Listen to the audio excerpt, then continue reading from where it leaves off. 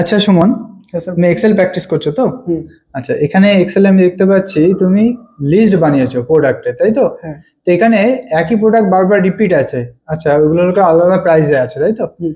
তো আমি এর ভিতর থেকে ধরো দেখতে চাইছি এসির হাইয়েস্ট প্রাইস কত আছে, বা সব থেকে বেশি দামের এসি কি আছে সেটা আমি দেখতে চাইছি। তাহলে কিভাবে দেখবো?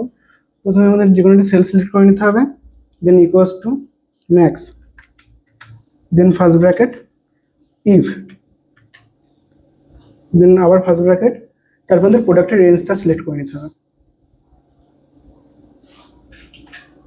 তারপর press F4, than equal to, তারপর আমাদের যেটা বের করতে বলেছে, যেমন আমার এখানে এসি এর একটা সিলেক্ট করে নিলাম, তারপর প্রেস F4, তারপরে কমা, তারপরে আমাদের